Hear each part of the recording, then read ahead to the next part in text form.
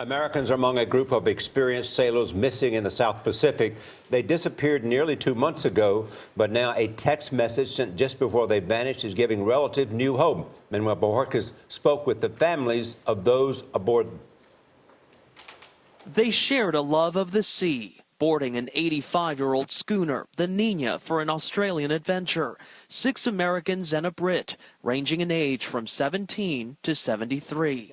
Among the crew, Ricky and Robin Wright's only daughter, Danielle. She was 9 months old the first time we took her sailing. In May, the college student met up with her shipmates at this port in New Zealand for a 12-day journey across the Tasman Sea. On May 29th, the Nina left New Zealand on its planned route to Newcastle, Australia, 1,000 miles away. Around June 4th, the crew reported hitting bad weather and sent what was believed to be their last communication. The weather's turned nasty. How do we get away from it? A meteorologist advised them to steer south, but to stay prepared for more bad weather. The Nina was not heard from again. That meteorologist, Bob McDavid, never sensed panic when he spoke to 73-year-old Evie Nemeth. They were concerned, but they weren't in trouble. They were in control. Evie's friend, Barb Diker. She's unflappable in any kind of situation that would have other people in panic. It wasn't until June 25th, 3 weeks later, that New Zealand rescue teams put planes in the air, searching a vast area of ocean. On July 4th, the New Zealand Coast Guard called off the search. But now, many believe the Nina may have been far from the original search site.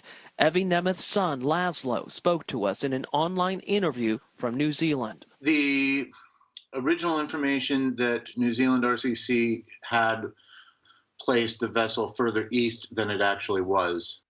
Inaccurate information because officials discovered an ominous text an entire month after the crew went missing, sent from the boat but never received.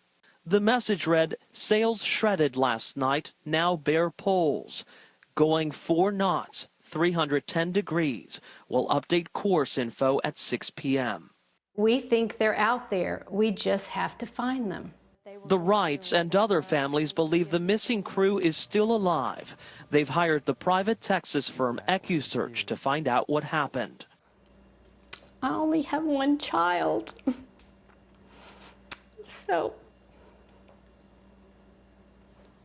Danielle's neighbors have tied blue ribbons around their mailboxes, holding out hope for her safe journey home.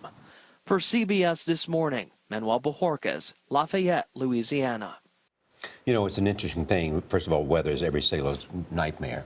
And secondly, the terrible thing about this if there's no response and you don't know, I mean, the worst thing is to know the tragedy. The second thing is not to know. Well, we were talking about this in the meeting yesterday. I mean, they've been gone for 2 months, and there are a lot of people that think they may still be alive out there. And as a parent, I mean, you can't sleep at night knowing your child is out there. Until you have some kind of completion to it. Yeah, we'll continue to follow the story to see what happened.